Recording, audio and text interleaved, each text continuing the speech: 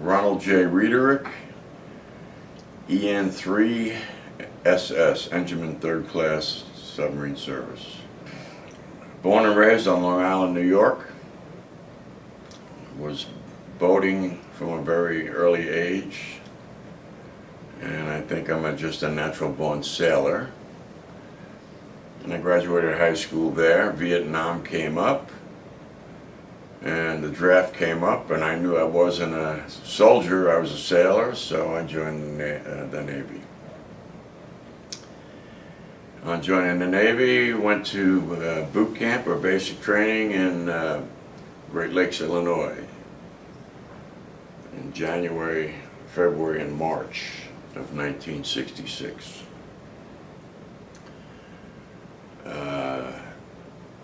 There we learned how to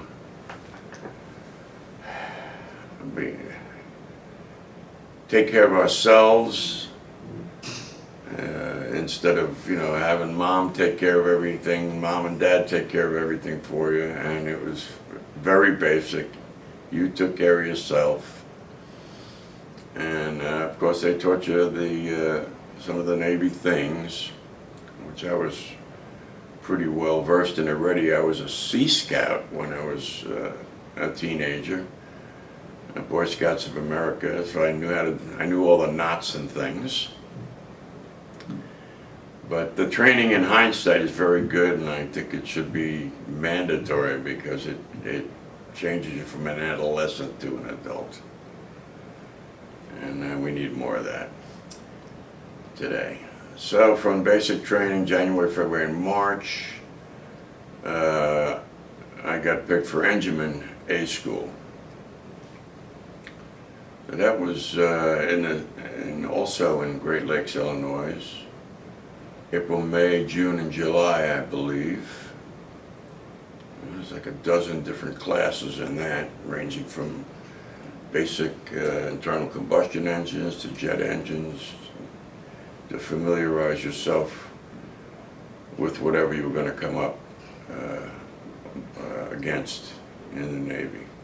I guess A school is a primary school compared to B and C schools, and they introduced you to this variety of equipment that you would run across, and teach you how to maintain it, repair it, rebuild it, everything from internal combustion engines to jet engines, and it was very interesting also, and very well done. They presented it very well. It was easy to pick up, very informative, prepared me well. And during about halfway through that, a guy came around and just asked if anybody was interested in the submarine service, and I was recollecting watching the Silent Service television series along with Victory at Sea, but the Silent Service television series with my father, and my hand just went right up. Yeah, I want that. Very interesting. So after that 4 months, they sent me to submarine school in New London, Connecticut. 2 months there. Well, it was really the basic operating principles of the submarine. How you take on when you want to submerge, you'll take on water. The outer hull, and then the inner pressure hull where the people are. So the outer hull, when it's filled with air, has a greater area, so it floats. And you want to submerge, you let some water in there, and it's not weight, it just reduces the size, so it naturally submerges. And you blow it out when you want to submerge with high pressure air. High pressure air compressors, another thing you learn in school.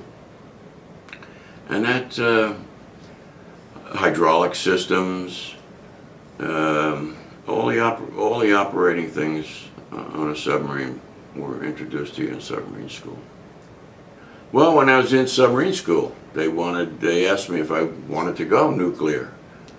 And they brought me in and one of the buildings and look, this is a Trident missile and this is what we do. But they told me I'd have to extend 2 years because it's a 2-year school for nuclear power. And you know, as a 19-year-old, I did, you know, I wanted to get in and get out. Do I regret it? To some degree, I do. Yeah. To another degree, maybe that's not where I should have been.